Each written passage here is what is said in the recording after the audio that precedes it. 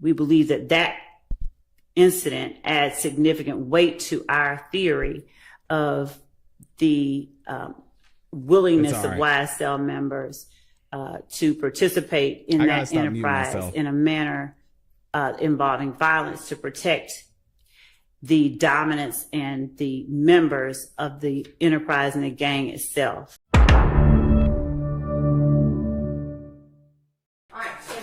This will not be over until the end of 2026. God, I hope not. The what? One of the matters that were addressed in an email by Mr. Ryan's counsel was the Harold Bussey stabbing. I believe Mr. Abbasi or Mr. Williams moved in limine regarding excluding the evidence that Mr. Bussey was stabbed.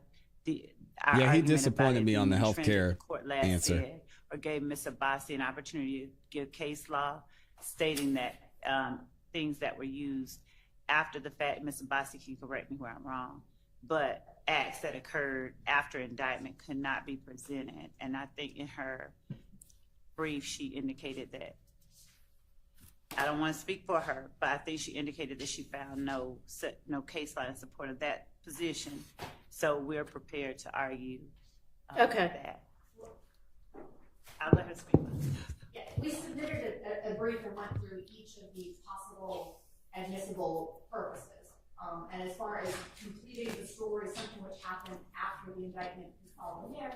However, something which after indictment certainly could be part and parcel and inextricably intertwined in the same facts and circumstances, but that's not this case. So the brief does put out in there that the intrinsic facts the state is seeking to admit does not meet any of the criteria or exceptions, whatever you'd like to qualify it as. Welcome, Candice. Has to be admitted. I don't know if the state is planning to respond. I did submit that several weeks ago.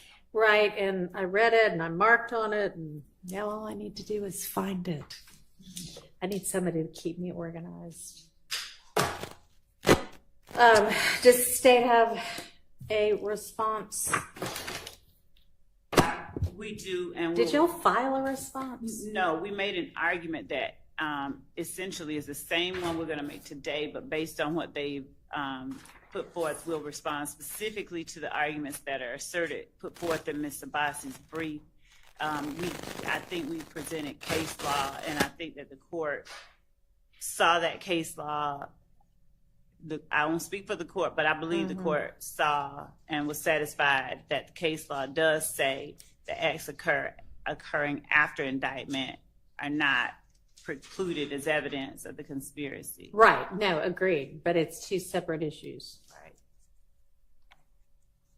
I mean, if it's going to be, they're not precluded just because they're post-indictment, but if they're going to be admitted as intrinsic evidence, it's crazy, then they have to fall within one of the things that makes them intrinsic evidence, that it's the same series of transactions, it's necessary to complete the story, or it's inextricably intertwined with the evidence about the charged offenses. So what are y'all contending that it is? All of them. Thank you, Pam. So inasmuch as the arguments that are put forth in Ms. Abbasi's brief seems to focus specifically on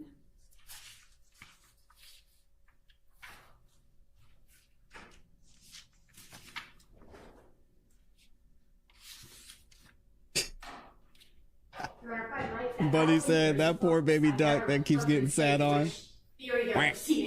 Right, yeah, you're saying it's not any of them. Correct. I've never heard from the state which of those three it specifically are. So, Your Honor, I'll just tell Ms. Abbasi in the court right now. It is intrinsic to count one. Additionally, the conspiracy that it also is a part of is the YSL gang itself and the conspiracy that the gang itself makes up.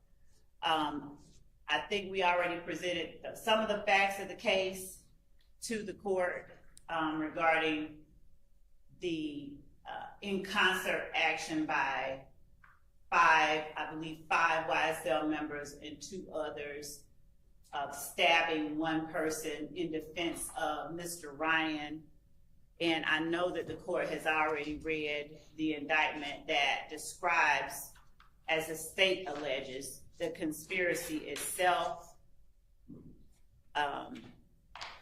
being preserving, protecting, and enhancing the reputation, power, etc. of the enterprise through acts that include assault and threats of violence.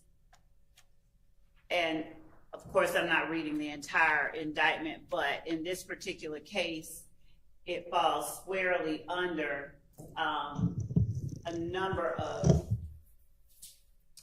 actions that are intended to sort of circle the wagons around YSL members, show that they will stand up for each other and that they will commit violence on persons who they perceive as threats to members of YSL. Mr. Ryan, after he was indicted, there were several, at least one YSL member that we have listed as an overt act who makes assertions about Mr. Ryan and his murder charge and subsequent, I think, conviction. And there are people who perform acts during the course of his trial. There was one person that we believe were intended to intimidate a witness who was actually on the stand at the time. There are, by way of examples or analogies of other similar acts that are committed on behalf of YSL to show their solidarity. For instance, when Mr. Garlington is all right, jumped, now we're finally getting to YSL. Give me 1 second, y'all. Immediately jump in.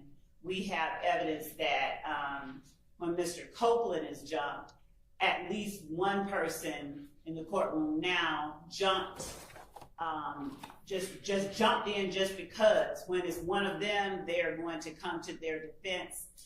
The act itself was. Hear all of this argument. It would be great under 404B. I'm waiting to hear which of the 3 categories it falls into. So we're talking about 2 different issues here. Which of the 3, and then 404. It is not 404B. It is intrinsic. It could be both. I mean, I guess it would be intrinsic, but I mean, y'all haven't offered it as 404B, right? And you don't intend to. Right. Even if I rule against you on the intrinsic. Good morning, Sarah. If the court ruled against this, it would be a different argument that we'd be prepared to make on a different day, because that's not something we were putting before this court today. All right. So the actions of Mr. Ryan and the other YSL members in concert in stabbing Mr. Bussey, when Ms. Abbasi asserts that they're not necessary to complete the story of the crime. Very true. This is our position, is that this conspiracy didn't stop at the jailhouse doors. It's ongoing. It's necessary that the jury sees that it is ongoing, to show to them the truth and the whole truth that we believe that our evidence reflects, to show them the extent to which YSL members go in order to preserve and protect not only their name, their own, but their reputation. Mr. Ryan, Mr. Blaylock, Mr. Eppinger, Mr. Myrick, and Mr. McMullen are seen in the photo that, I don't know that the court needs to see it, but if it does, we can present it on Zoom camera to show the concerted action on their part in stabbing Mr. Bussey. This particular screen grab of the video doesn't have 5 knives in the air like one of them does. This was just them all holding him down. And for the purposes of just this hearing right now, we'll just call it State's Exhibit 465, RR for rebellious crime. But when it comes to Rico, what does this have to do with Young Thug? All I hear is he was in the area and he put some lyrics in some songs. Where's the mastermind in all this?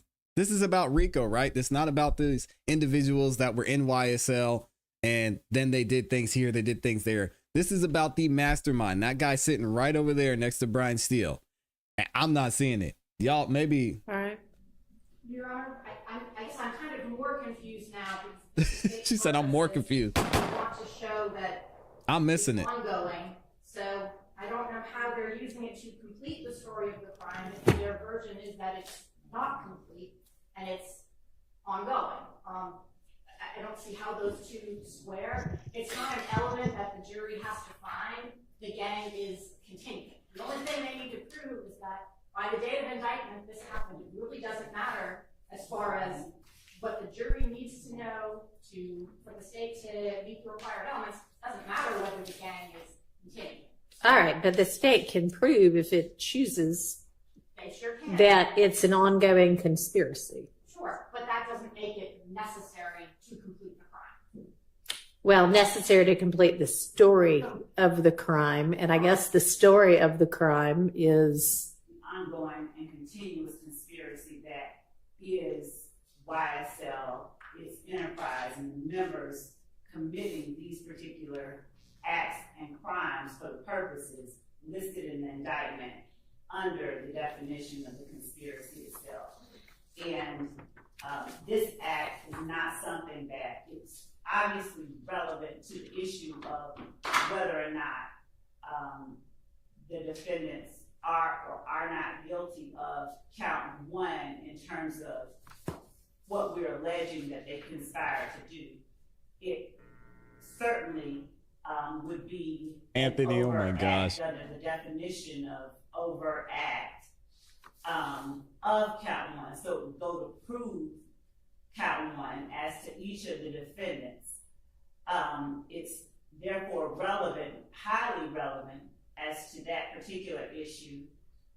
It's presumptively, of course, the court is the gatekeeper, but under 402, because of its relevance, it's presumptively admissible.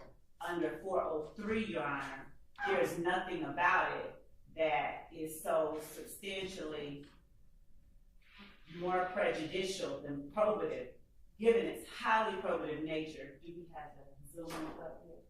Can we pull it up and put it on the Zoom? Considering it's coming just, we're not in yet. all right. Ms. Abbasi, can you remind me, and I don't know which one of y'all cited Murphy. Was that you, Ms. Abbasi? The part about integral and natural part of the witness's accounts of the circumstances surrounding the offenses, which factor did that go to? I specifically did not cite that case. I did discuss whether it would be integral and natural part of what happened. I didn't cite to Murphy. Okay, well, maybe it was just one I did want to touch on one thing the state said, because I think we're getting into dangerous territory. The state said that this act in and of itself could constitute an overt act to support the verdict.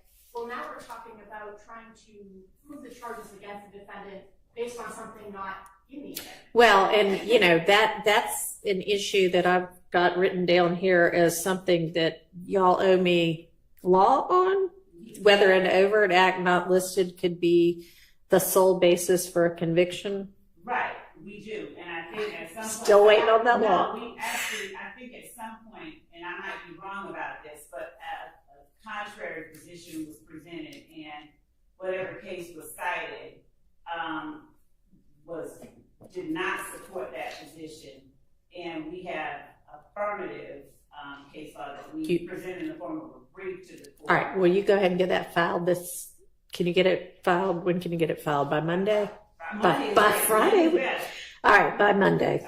Your Honor, I can get to the court kind of the contrary case law, but in the appellate, I know it sounds kind of, doesn't sound to square up, but it leads to an inconsistent verdict that perhaps some of the jurors found the defendants guilty based on the acts which were in indictment, and perhaps some of them found the defendants guilty on these acts which were not. I mean, it's going to be real fun when we get to the verdict form. I think that we're going to have to get really specific about what they're finding, because I don't think it can be that 6 found one and 3 found another and 2 found a third. I think that this situation, this precise situation came up in Cotman, and I could be very, very wrong. I read it, I glanced over it briefly, but I think that the court found that given that the court instructed the jurors that their verdict had to be unanimous, that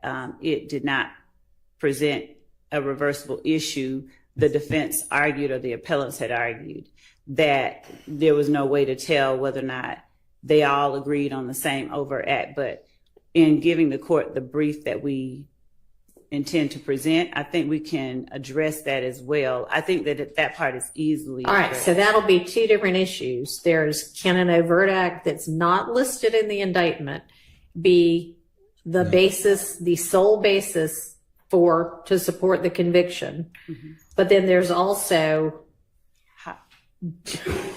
does the jury need to find unanimously this overt act, specific overt acts? Do they need to delineate which overt acts they are unanimously finding exist to each defendant? Right. And I think that as it relates to our previous discussion that the court said we would address a little bit later, whether we number them or whatever, I just off the top of my head, I think that them listing an act that they found unanimously had been committed as to the defendants, I think would suffice.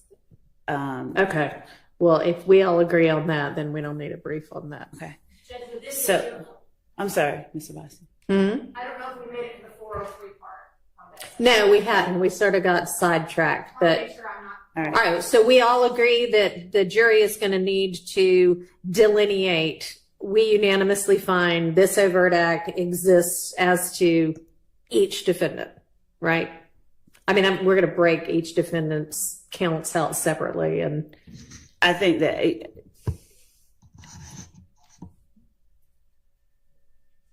I agree, but think that well, and to make certain that we present clearly to the juror, to the court, we do believe, yes, that the jurors have to make a unanimous decision as to each defendant and as to their overt acts. But as to whether the overt act it finds as to one unanimously has to, deal with the others. I know. I mean, it can be wholly entirely separate as to each defendant. It needs to be a separate determination as to each defendant. Yeah. But for each individual defendant, does the state agree that the jury has to unanimously find 2 overt acts, one of which needs to happen within the statute of limitations? We agree they have to at least find one Okay. that happened within the statute of limitations. And it needs to be unanimous that, let's say they all find overt act 66, whatever that is. I believe it's safest that they find unanimously. Okay. All right, And then I don't need law on that because we'll just do that the safe way, whether it needs to happen that way or not. Okay, so back to, so I still will need by Monday whether an overt act not listed can be the sole basis for the conviction. And now we will go back We'll see if to that happens on Monday. To what we were talking about, which is this The intrinsic allegedly intrinsic act. So Mr. Ryan, given Mr. Blaylock is not here, but I will, since they were the 2 that were charged with the murder in one of the overt acts listed on the indictment, Your Honor, Mr. Ryan and Mr. Blaylock have entered a plea of not guilty to count 1. And they are obviously charged with committing an act of violence against a person as alleged in the indictment in a manner that furthered the interests of the enterprise in the conspiracy. The three, I guess, points that Ms. Abbasi referenced in her brief were that the intrinsic or the act needed to arise out of the same transaction or series of transactions as the charged offenses necessary to complete the story of the crime, or is inextricably intertwined with the evidence regarding the uncharged offenses. And there is an or, so it does not have to be all three of them. So given that the jury will hear evidence of Mr. Ryan's and Mr. Blaylock's concerted efforts as they related to Mr. Holmes, they will hear evidence of Mr. Ryan's actions after the murder of Mr. Holmes. They'll hear evidence about their connections to YSL, but the fact that you have other members of YSL acting on behalf of Mr. Ryan to support him in a violent way against another person whom they allege only messed with Mr. Ryan's commissary, stabbing him just because he messed with Mr. Ryan's commissary, show the extent to which members of YSL go to assert their dominance, even in a situation like the Rice Street jail, and to protect one another, to show that you don't mess with one of our own. I'll be interested to see how they show that. And then also connect the it to argument obviously can be made by anyone. Yeah, this is not really what it's all about. But in terms of what the state is required to prove beyond a reasonable doubt to the jury, we alone bear that burden, given that it's evidence that there is violence committed on behalf of a member of YSL by members of YSL. We believe that it shows that the gang itself conducts itself in a particular way, and that the... Okay, let's stop interrupting, though. I mean, I assume she'll get to it at some point. That the gang itself Have you ever had a dream conducts itself in a particular way, and in Johnson versus State, a Supreme Court of Georgia case, whose site is 312 Georgia 481, decided September 21st, 2021, at Penn site 491. She's just reading at this point. The court said that, of course, evidence is admissible as intrinsic when those three elements that we just mentioned exist. And they went on to expound and say, in applying this test, we have explained the evidence pertaining to the chain of events, explaining the context, motive, and setup of the crime is properly admitted.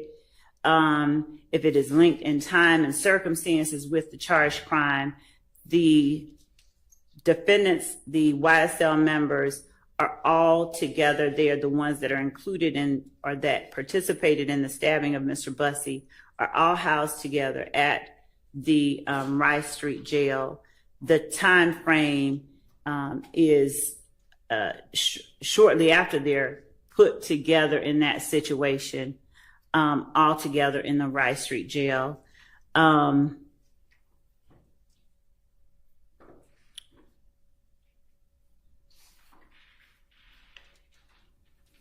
In this particular case, in Johnson, it has a set of circumstances that are not exactly the same as this, but we believe are analogous in many ways. In Johnson, of course, the appellant was charged with participating in criminal street gang activity, and the state's theory was that he was involved in the gambling house shootings with Blood Gang affiliate Porter and several unidentified assailants in another restaurant shooting.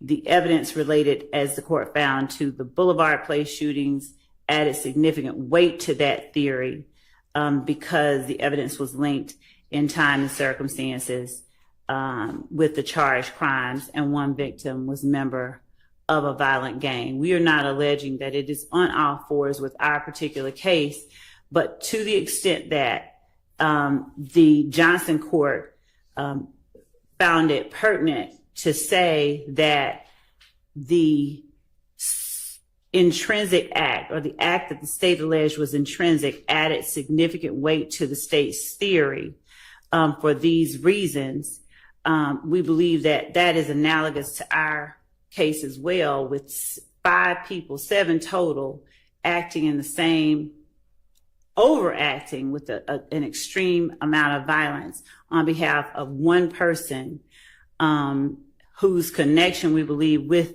the 5 YSL members is just they are all YSL members and they are acting protectively towards him. We have, we believe that that incident adds significant weight to our theory of the willingness of YSL members to participate in that enterprise in a manner involving violence to protect the dominance and the members of the enterprise and the gang itself. So the court found that even though the state didn't charge appellant in connection with the shooting, evidence of the incident was relevant to disputed issues in this case.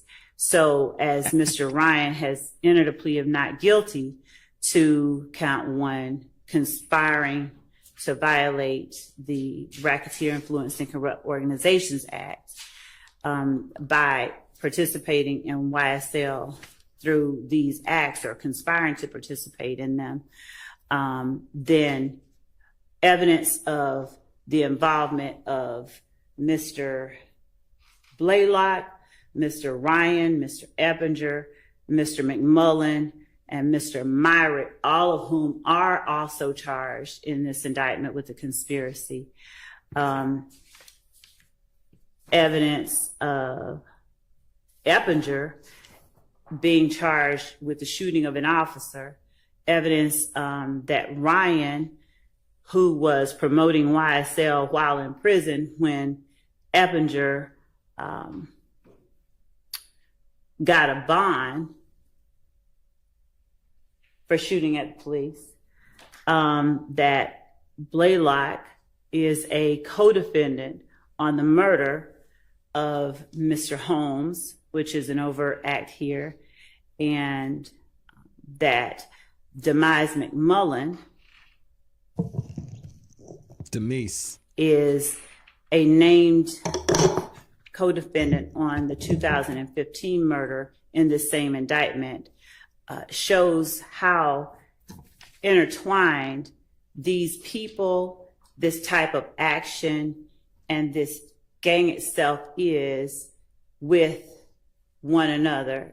They're all inextricably intertwined. Have you ever with had the dreams that you evidence you had regarding the uncharged offense, which is the stabbing of Mr. Bussey. So we believe that it satisfies the requirement of it satisfies the requirements of being an intrinsic act. Okay, which of the 3?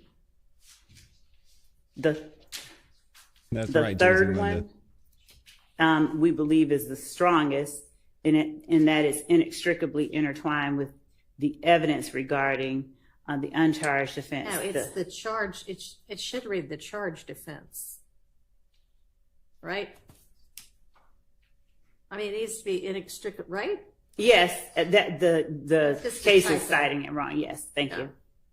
And that being count 1, the conspiracy. So how is it And you think it's also necessary to complete the story of the crime, right? You're not asserting that's the same series of transactions as the charged offense, are you? When the court says the same series of transactions, we believe that it's an overt act, in as much as it could be considered an overt act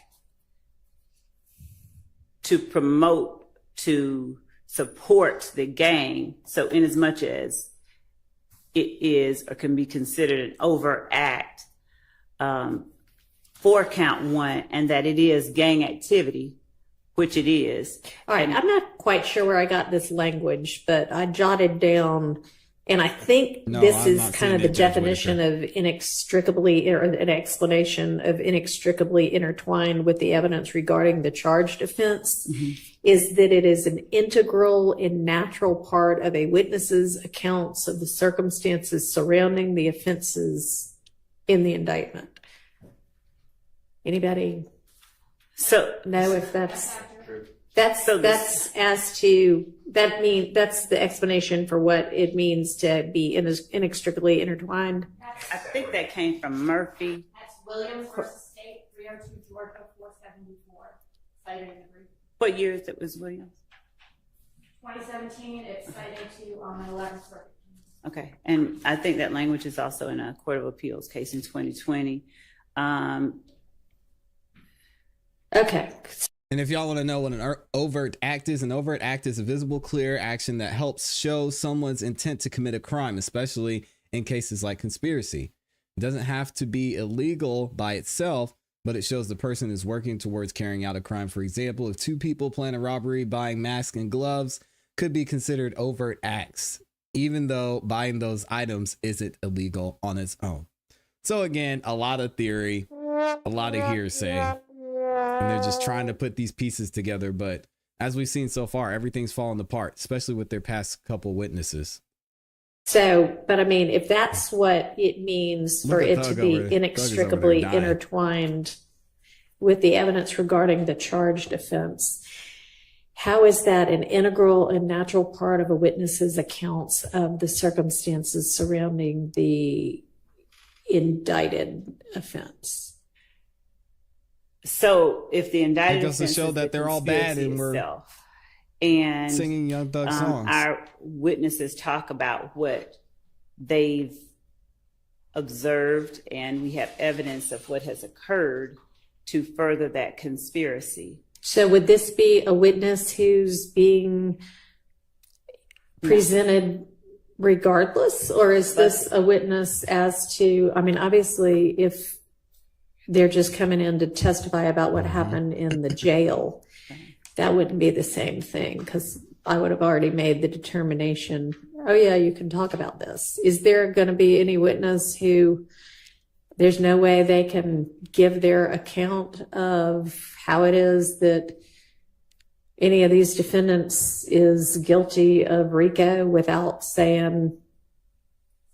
telling the jury about the stabbing? No, we're not saying that. We're not saying that at all. So then it's not inextricably intertwined. But it does, it's an uncharged offense that arises out of the same transaction or series of transactions as the charged offense of count one.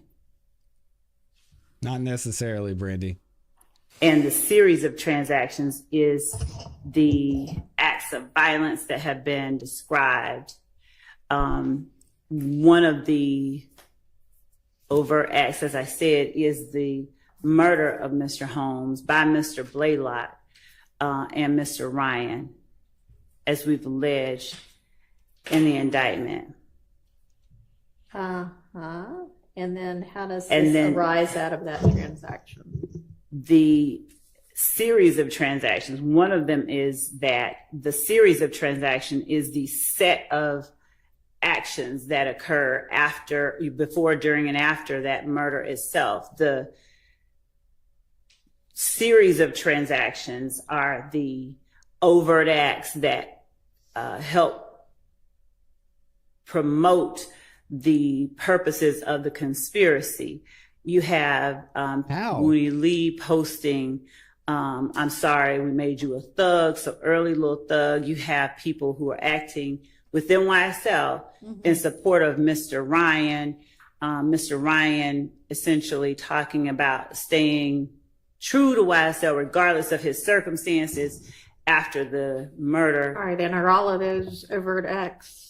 Yes, those that I just alleged? named are, yes, alleged overt acts. So the series of transactions, we would argue, is not a simple matter as on Monday, July 3rd, he got up, went to the store, bought a gun, did that. It's All more right, remind me broad. when the jail stabbing occurred.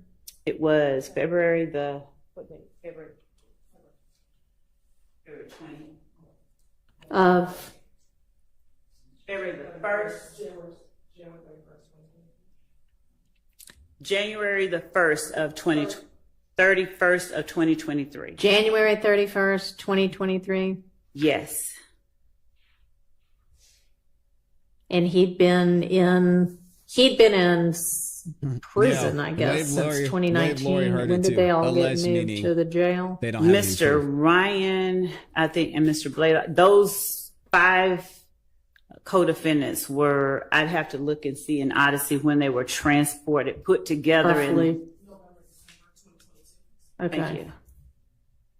Approximately. Okay, approximate is fine.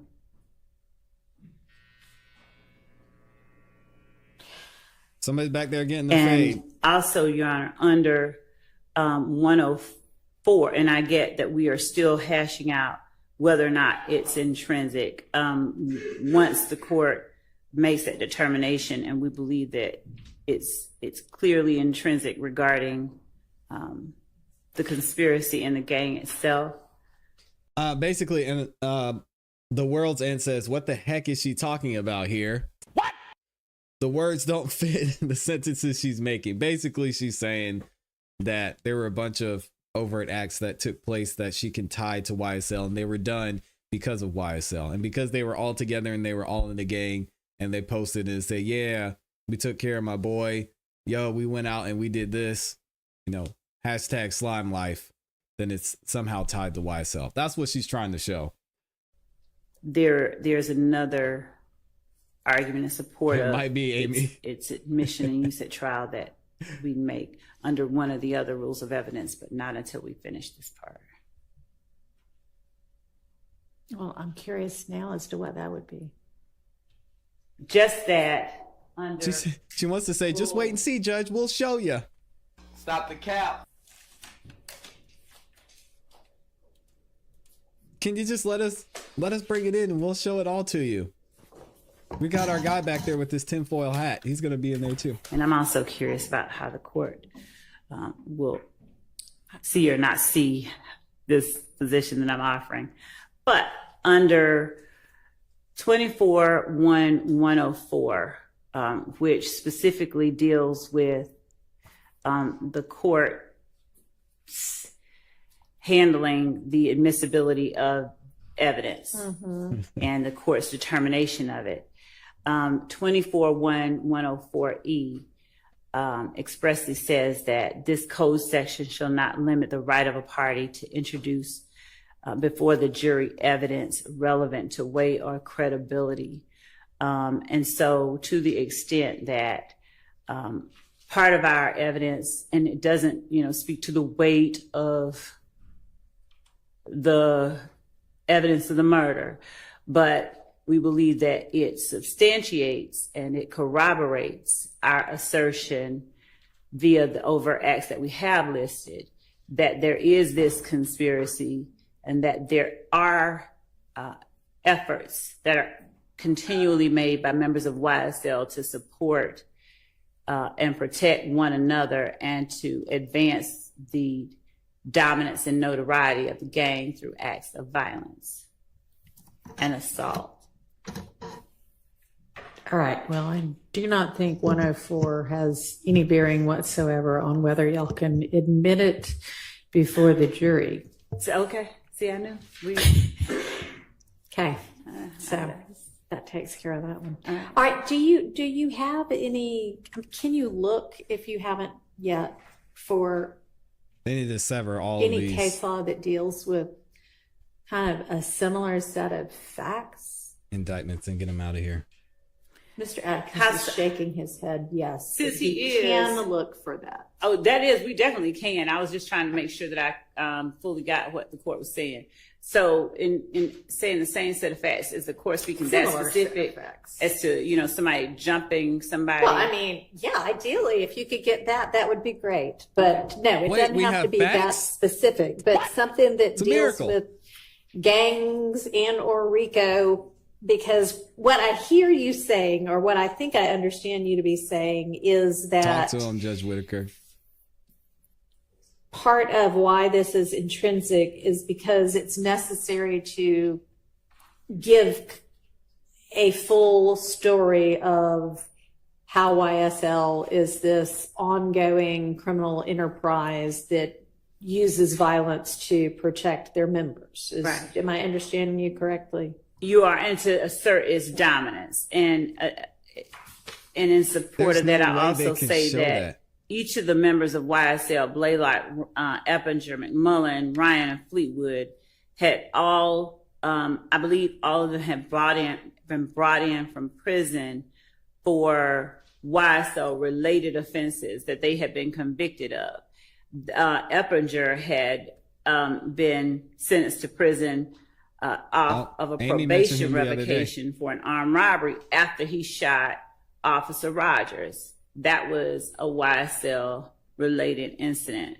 Mr. Allegedly. Fleetwood had been brought in from prison after shooting at Milton Howard, who at the time was driving YFN Lucci's vehicle with tinted windows. So the argument obviously could be made. He didn't know it was Mr. Howard. He knew it was an ops car. So all these people are all incarcerated because of YSL related offenses. And then you put them all in the same little area and they are once more acting as one single bullet against somebody they believe is a threat. But I can and we will look for a case on all fours with this particular set of circumstances. Okay.